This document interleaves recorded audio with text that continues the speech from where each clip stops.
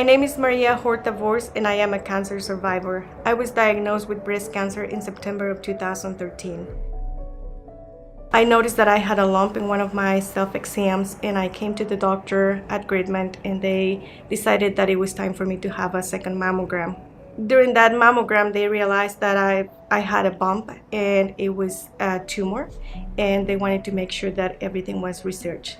So they decided to go ahead and do an ultrasound, and Dr. Farner came in, looked at the ultrasound, and decided that 99% chance it was not cancer, but he wanted to rule out that 1% and decided to go ahead and proceed with a biopsy.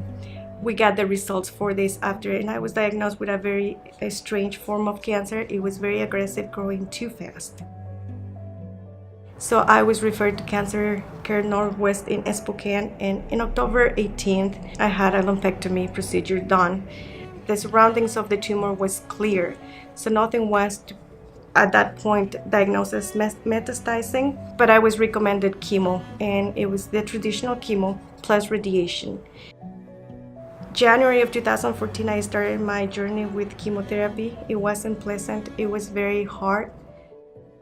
All the care that I was provided here between Gritman and St. Joseph's and Cancer Care made it possible for me to be cancer-free. I've been put in the hands of the best people that I consider my family now, because everywhere I went, they were with me. Light a Candle supported me. Cancer Resource Center provided hats for me. The nurses were wonderful. Every single doctor really cared about me. They loved me. I felt protected and I was not afraid anymore. I had decided that cancer was not going to define my life, and I decided to fight the fight. Because of the Lord and my amazing family, all included, I walk a beautiful journey. I'm here to tell you that you're not alone. For those who have cancer, for those who are afraid, don't be afraid. We have a great team, and I'm happy to have shared that journey with my doctors and my family, my husband. Maria and I moved to Moscow, Idaho, to go to college at the University of Idaho. And so I was in my sophomore year working on my electrical engineering degree when we found out that Maria had breast cancer.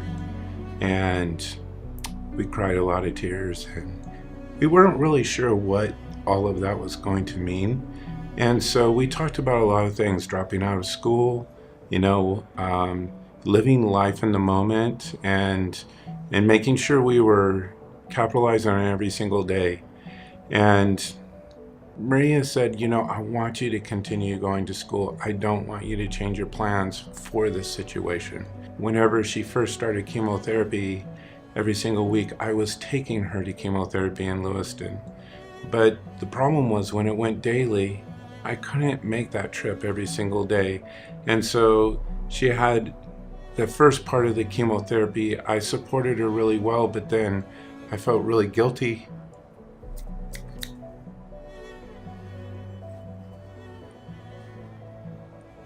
Because she had to drive herself. And her fingernails were all lifted. Her toenails were all lifted. Every time she walked, she hobbled like she was 90 years old. I have to admit, she's small, but she is amazing in terms of how much she did carry through the whole process. She smiled every day, and people were so supportive at Gritman and everything. And yet Maria also had an inner joy that you just couldn't quench.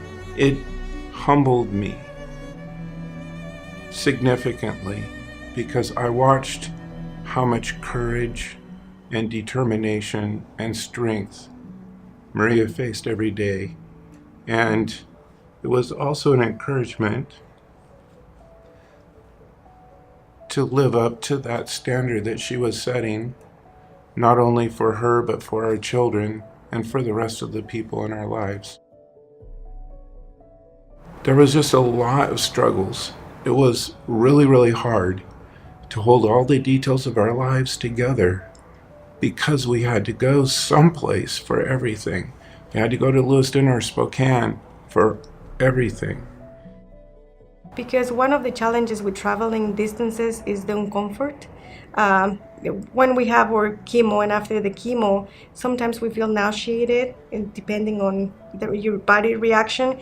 And so 30 minutes or an hour seem a lot of time whenever you need the bathroom, or you don't know if it's going to get worse or if something can go wrong. It'll save so much of that inner turmoil, and it'll save pain. And until you've experienced it, until you've walked in those shoes that Maria's walked in, I don't think you're completely qualified to quantify it. But from what I've observed, I just am so appreciative that Moscow has these facilities coming. I would say to the people who are considering to give to the Cancer Care Fund, to give, and to give with open hands. Just fighting the disease is overwhelming. And seeing all of the financial burden that's carried, I think that you guys are doing a tremendous thing, a wonderful thing, a genuinely human thing. Whenever you give to this cause, you're helping people in many times their very darkest hours of need. So thank you, and I appreciate it. I've been wanting to tell Dr. Farner since 2 weeks after that, thank you, because you saved my life. Because that tumor had changed and I felt it. And when you told me that it was a 99%, I knew that I was fine. But I thank you for that extra 1%, because that 1% can make a difference. And you saved my life. Thank you very much.